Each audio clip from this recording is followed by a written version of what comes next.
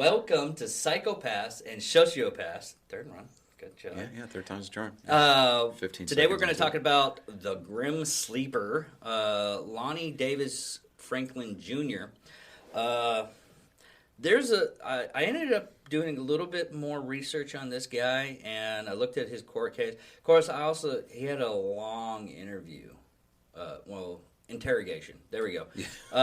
Long interrogation. Interrogation by the police, yeah. By the police on this guy right here. But this was one of the cases where they used a lot of DNA to find this guy and find out who raped and killed these women.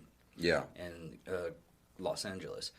Now, there's not much on his child life and everything like that, but there is...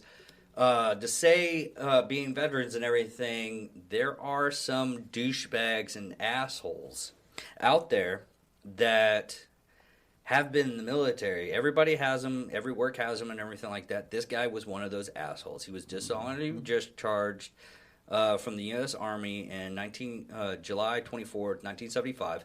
And what he did was he was in West Germany in Stuttgart. I can't believe I said that right. But he basically gang raped a 17-year-old girl. And this does happen in military sometimes. But he's got a lot of convictions. Convictions? Yeah. I like to use words sometimes. Mm-hmm. But Photosynthesis there. What really sets this apart on this one was it was one of those cases where at the time they really didn't use that much DNA, and they started doing a lot of DNA filing and what do you call it? Forensic, like forensic evidence, and DNA, and yeah, on this one because that's how they found out that he actually did these crimes. Yeah, because they were trying to figure out how a lot of these young women were dying and everything, and they came up to the point where, hey, we found DNA from this person, and they retrofitted it for the family members, and that's how they found him. That's how they got the warrant for his arrest, because it went from the DNA from this victim to the DNA from a different victim. And it was a DNA match for him. Yeah, and he didn't. I mean, yeah. While he was tried, convicted, and incarcerated in the state of California. Somebody handed out jailhouse, justice, and he just died recently. Yeah, last year, March 28th, they found him dead in his cell over at San Quentin. So, I don't want to say thank you to whomever it was, but yeah, hey, props. But. Yeah, they're holding him responsible from like 10 to 25 people, potentially even more. He's got one survivor that's known as far as... because they pulled a bullet out of her body, and they saved her. Yeah. Span of his crimes went from 85 to 2007. Those are the known murders. But Lonnie Franklin, let me see here. What was it? July 2010, he was arrested as a suspect, and after many delays, his trial began in February 2016. And the trial went on for a couple of months because on May 5th of 2016, they convicted him of killing 9 women and 1 teenage girl. On June 6th, the jury, I guess they convicted him, but then I guess that went into the sentencing phase. June 6th of 2016, they recommended the death penalty. And on August 10th of 2016, the Los Angeles Superior Court sentenced him to death for each of the 10 victims named in the verdict. It's good to see that at least somebody in California still recognizes the death penalty. So, we're not having to keep these people, perpetually and ad nauseum, alive. But He was born on August 30th of 1952. He grew up in South Central Los Angeles. Born and bred, L.A. guy. But he was married. He had 2 children. He was given a dishonorable discharge from the Army on July 24th of 75. Like you said, he was released from prison after a conviction of gang raping a 17-year-old girl in Stuttgart, West Germany. he and two other service members stationed in Stuttgart stopped to ask directions from the teenager and offered her a ride home. When she accepted, they put a knife to her throat, drove her to a field, and repeatedly raped her. She was able to feign interest in Franklin and ask for his phone number. And that's how that's ridiculous. That's how they nailed him. I'm surprised he didn't get more time on this. Yeah, because they took pictures. They took pictures of the rape, and back in the 70s, I mean, like, really. I mean, I can understand, because every dickhead with a damn cell phone these days. I mean, yeah, it takes video. They're doing it for the gram, right? Yeah. But they took pictures of the, during the rape, and let's see here. During the rape, photographs were taken by one of the rapists, and as Franklin did later of the women he raped and murdered. So, in '89, he was also convicted of 2 charges of theft, 1 charge of misdemeanor assault, and 1 charge of battery. He served time for one of the theft charges. So, I mean, he's got.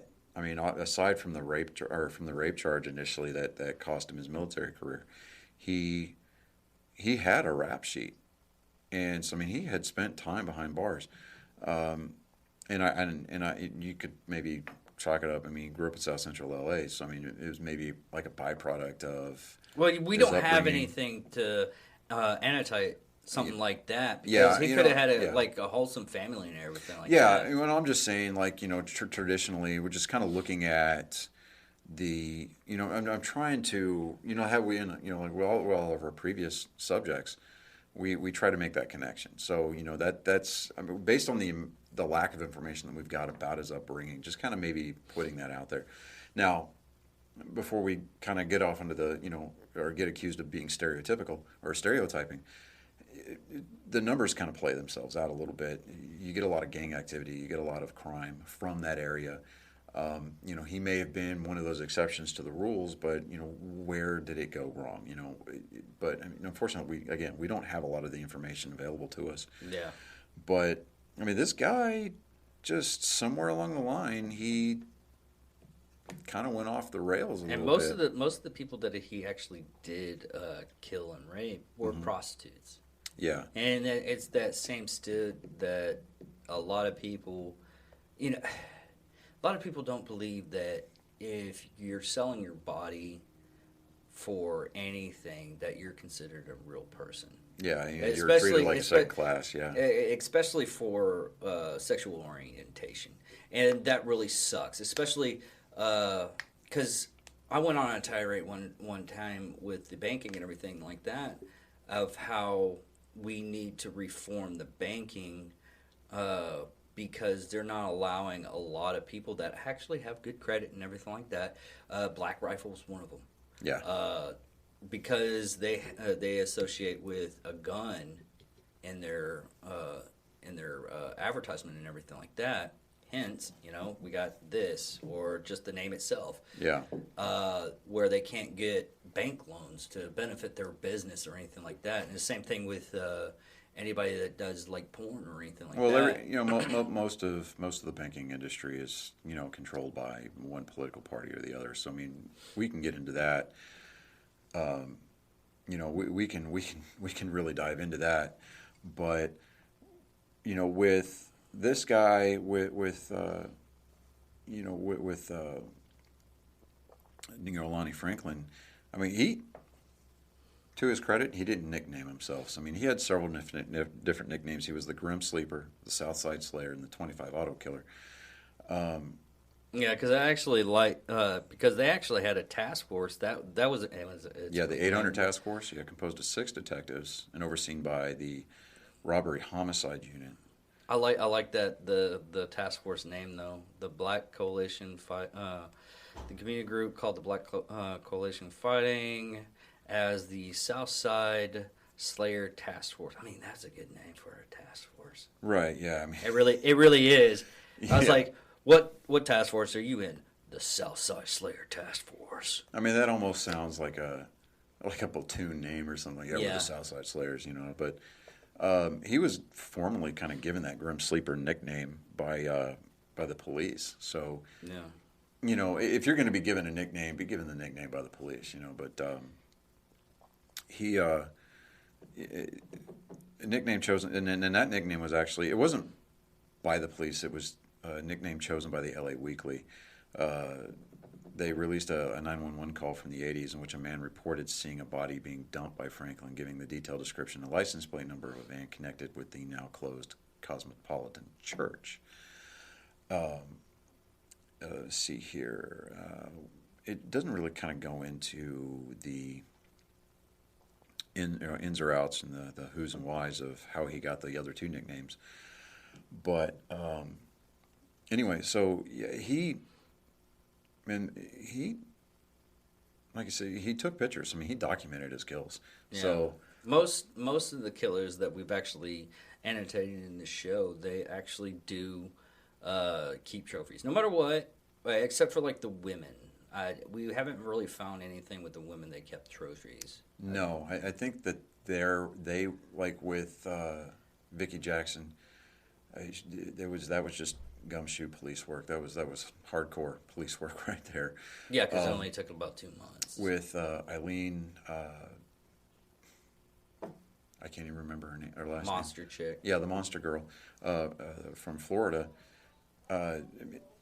Eyewitness reports, and I mean, ultimately, I think they found the gun on her. Mm-hmm. Yeah, they found the .22 on her. It just kind of goes to show that men may be just a little bit more. I don't want to use the word sentimental because I don't think that's. It's not sentimental. It's more or less a trophy of the kill. Yeah, it's kind of like a trophy of the experience. Kind of like we would hang a deer head on the wall, kind of a thing. So yeah. It's like look what I did. Yeah, and a lot of them do that, and he even did pictures and everything. Yeah, I mean, like in December of 2010, the LAPD released like 180 photos of women found in Franklin's home. These people are not suspects. We don't even know if they're victims, but we do know this: Lonnie Franklin's ran a terror in L.A., and this is a quote, which spanned over 2 decades, culminating with almost a dozen murders. Certainly needs to be investigated further, and that was coming from then Police Chief Charlie Beck. In all, investigators found over 1,000 photos and several hundred hours of video in his home. The images showed mainly black women of a wide age range, from teenagers to middle-aged and older, often nude.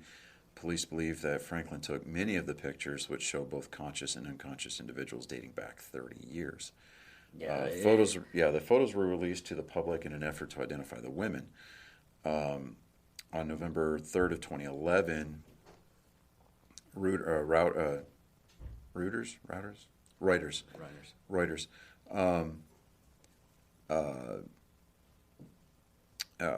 They reported the police were considering Franklin as a suspect in 6 more slayings in addition of additional females.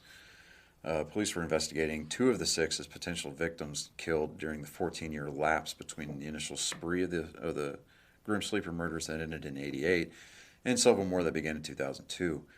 Of the 4 remaining victims, 2 bodies were discovered in the '80s, and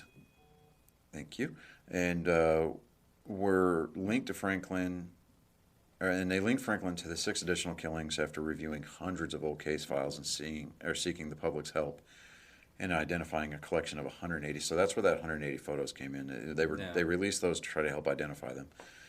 I know a lot of them. I wonder if they were like photos of the actual dead bodies, or it was just photos of them. I think if anything else, I mean, if they were like the bodies, I think that they went through those. I've seen some of them, and they were actually dead bodies. Yeah, so I mean, in a lot of those, they're going to take, and I mean, they're obviously going to. I don't want to say edit. They're going to crop those videos. I mean, because obviously, if the bodies are naked, they're not going to release those out to the public. But I mean, I'm thinking maybe they did like headshots, or they crop the videos to be, just of the face, to see if friends, family, loved ones would be able to come forward and say, hey, I know who that is. Because, I mean, at that point, they were treating all the women in those photos as basically just a large conglomerate of Jane Does. And so I think as far as, I know that we get on this huge rail against social media a lot as it relates to people like athletes or whatever. But they some of the women that were identified in those photos, prosecutors didn't even charge them with the murders of out of fear of delaying the trial. I mean, they wanted this guy put away. Yeah. And they thought, man, okay, maybe at this point, once he's already incarcerated, he's serving a sentence.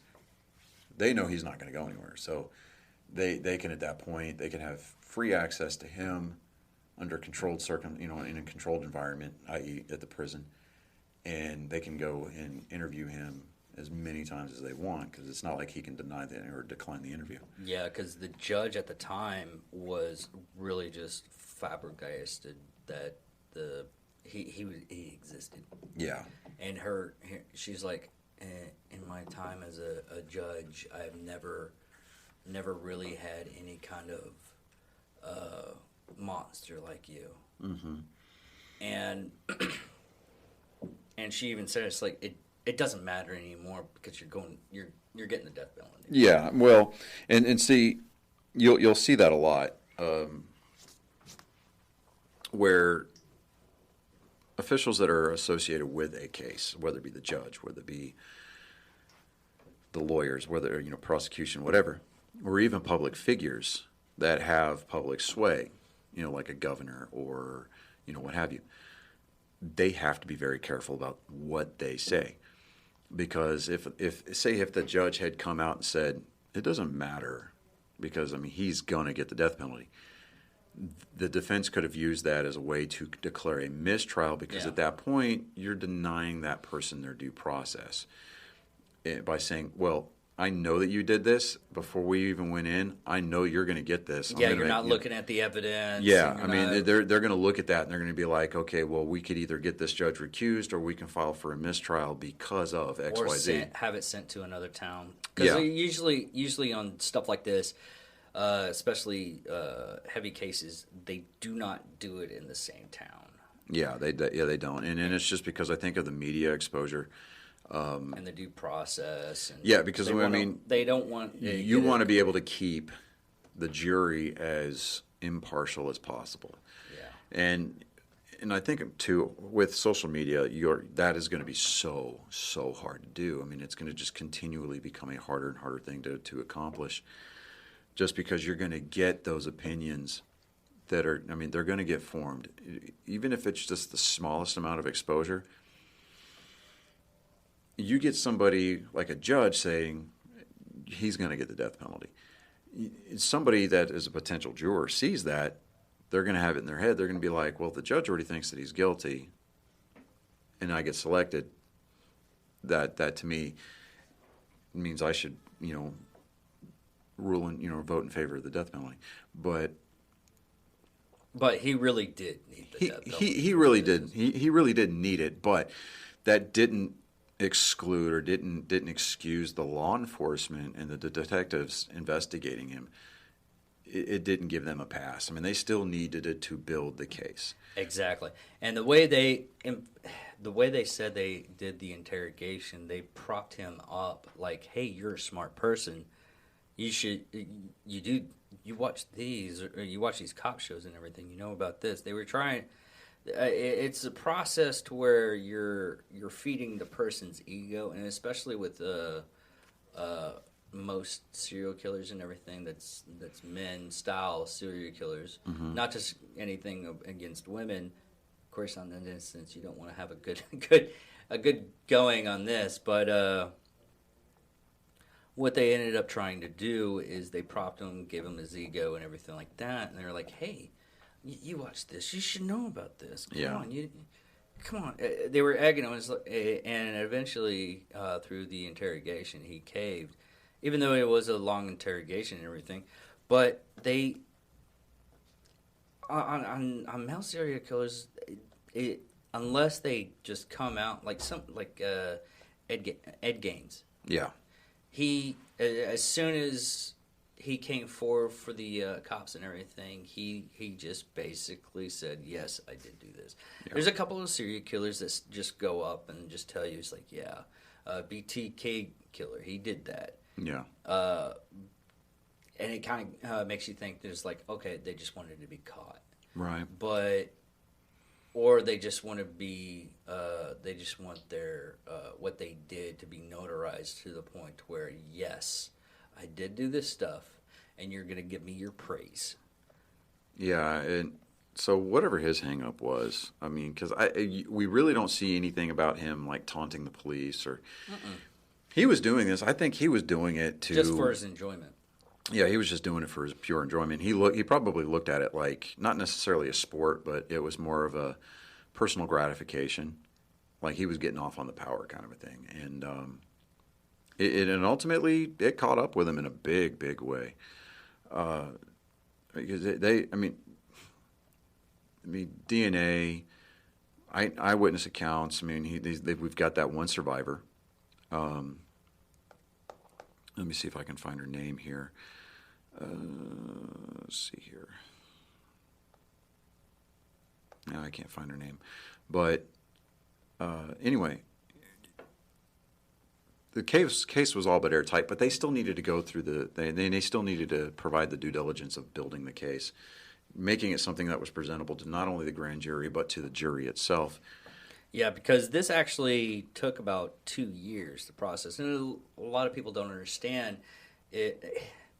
Like, I really don't want to say it, but the George Floyd trial, that took a year. Yeah. And that surprised me. Yeah. Because to get all the evidence, I mean, yes, you had, like, video evidence and everything like that of what was going on. It just having something go for a year and it's processed within a year. Mm-hmm. It seems like everything was shotgunned. Yeah, and it was, and I think that complacency with prosecuting teams or prosecutor teams plays into that a lot. They get into this hurry, or they think that they've got this image that they've got to maintain based on however it was that the district attorney got elected. They're going to be tough on crime, so they're going to just shotgun blast things together, and they're going to, baling wire and bubble gum, and they're going to hope that it sticks. Sometimes it does, and sometimes it works, sometimes it doesn't. I think again, complacency and arrogance. I mean, just like arrogance and complacency really play into the the criminal mind. The prosecuting team as well. I mean, they're subject to that as well. I mean, because as I said, at the end of the day, we're all human beings and we're all fallible. But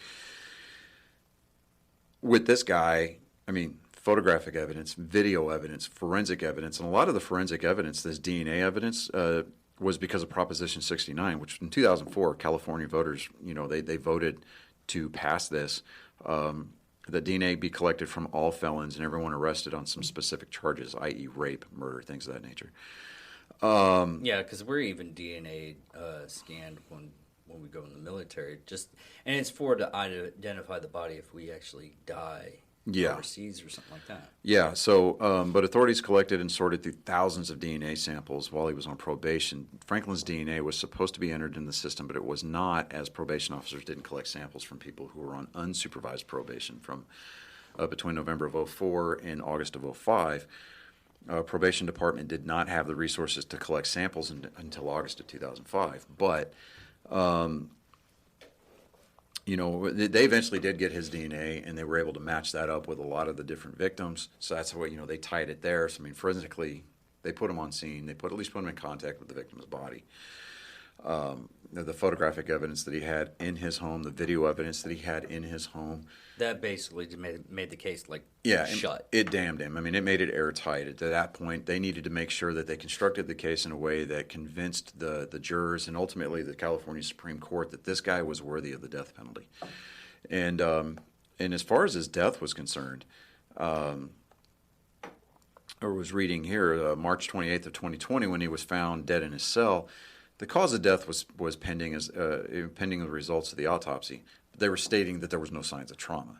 So that leads me to believe that either A, it was natural causes, which I kind of doubt, or somebody poisoned him. So, I mean, there's going to be toxicology reports. I mean, we can make arguments for either one. But I think ultimately... you can make a death look accidental or natural. You could, but I mean, without signs of trauma, I mean...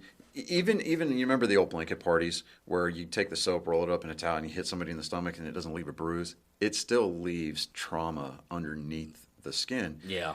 And they said that they found those signs of trauma. So, do I think somebody took him out? Yeah, I think somebody did. Do I think that it was a guard? No, I don't. Because I mean, look, you're in San Quentin. I mean, you're dealing with some hard asses in there, and probably with the amount of people that he killed, he probably was in population or general population with a relative of one of his victims. So, I'm just saying, I'm kind of putting that out there. Yeah, hindsight 2020. Yeah, hindsight 2020. Especially when you're dealing with criminal elements like that. Yeah. To the point to where a lot of people that are in San Quentin and everything like that. Yeah, they're institutionalized. Like they don't care. Yeah. That and they could have been like a pimp or something like that. Or yeah, maybe. It's like he had a bad day and it's like, you know what? That motherfucker killed one of my hoes and well, I'm gonna right. I'm gonna get retribution for that. Yeah, so I mean, while there's a lot of like documentaries and there's a lot of reference material for this particular guy, they're just, I mean, as far as like his background is concerned, there's really not a whole lot there, and unfortunately, because he's now dead, really not any kind of a way that we can kind of break into that. I mean, unless his ex-wife and 2 kids, and even then, I think it might be a little touch and go there because it just depends on what kind of a story he gave them at the time. Yeah. But I mean, as far as like his background is concerned, I mean, without the actual like family stepping forward and saying, "Hey, here's the type of life that he led," I mean, that's up for speculation. So trying to figure out why and how he went to that end of the spectrum, I mean, really, at this point, we're speculating. But the actual crimes and the convictions and the way that the judicial system there in California worked, and I say worked in the truest sense of the word, it worked. It did its job. That's all documented. And so, was this guy guilty? Absolutely. Did we send somebody innocent to jail? No. I mean, they got the guy. Yeah. This is compound of evidence, and it was a span of close to like 20 years. 30 years. Yeah. Yeah, to where they actually finally got him to justice, and it does raise hope for. I mean, it's sad to the point where a lot of people don't get that hope right then and there. They don't get the hope right there where they need it and everything. But a lot of the victims, they finally get their justice or the victims' families. Yeah, I mean, I think closure is going to be going back that far. I mean, closure at this point, kind of a no-brainer. It might be safe to assume that a majority, if not all, of these families did get the closure that they finally needed and they finally deserved. Is it going to make the pain any less? Is it going to make it any more acceptable in their eyes? No, absolutely not, and I wouldn't expect it to be. But on the flip side, they know that he's off the streets. He's not a member of this living coil anymore. That he's not. He doesn't exist. But series episodes like ours, podcasts like this series is, and other podcasts that do that cover serial murders, that cover the darker side of human nature. I think that going forward we can learn, and we can try to isolate these instances from happening again, and by giving information. Hey, this is how you can actually. I mean, most of his victims, he conned them to get into the vehicle. Yeah, so I mean, you're always going to have those people that think that they're going to be slick, they're going to get under the radar, they're going to try to work the system to stay as free as possible for as long as possible. But I think with the way that law enforcement evidence gathering is progressing, the way it's evolving, coupled with the fact that just it's basic human nature that you're going to get complacent, you're going to get cocky because you're going to think that you're pretty much invincible. That's going to be a constant throughout the rest of human history. And while these instances may still happen, I think that ultimately over the course of now and forever, they're going to happen less and less. Now, would we like to see obviously a day when this type of person doesn't exist? Yeah, I think we will. Yeah, but you're going to have to identify the person's brainwaves and everything. We still don't know that much. Yeah, well, I mean, we can brain. get off on this whole like sci-fi tangent about it, but at the end of the day, they did what they did. They did what they did, and in his particular case, the reason is going to be known only to him. Yeah. So, or I mean, if it is known, that information is not being put out. So, and I think maybe that might be for maybe a myriad of reasons, whether it be they trying to avoid the whole copycat thing or whatever, or he's in a case file somewhere being studied at a a medical school for psychology or something. Justice was done in this particular case, and whether it was because the governing body administered the sentence themselves, no. But on the flip side of it, not to make light of it, of an additional murder, but if that is in case, in fact, what happened, but in this particular case, I think justice was handed out, and ultimately, I think it was to the benefit of the state of California, of the taxpayers of California, because they're not having to foot the bill to put this guy to death.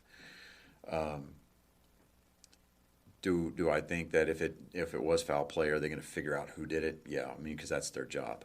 If they sweep it under the rug, that's on them. I mean, that they've got to. They're the ones that got to look at themselves in the mirror and say, did I make the right decision or not? But as it relates to the context of this episode, as it relates to the context of our series that we're building here, he was a bad dude. Yeah. And for whatever his motivation was to live the life that he led, I mean, that's going to be between him and God. And so ultimately, at the end of the day, he's dead and buried now. And so, we can close the book on him, and we can figure out who we're going to do next week. And I was actually thinking probably not Ed Kemper. I messed up. Ed Gaines. You would think Ed knew Ed Gaines? Yeah. Yeah, we can do Ed Gaines. Basically, he was a serial killer in the 1950s.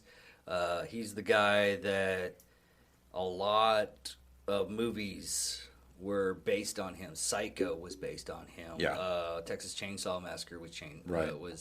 and he was in Michigan. He wasn't in Texas. The Texas Chainsaw Ed Gaines was.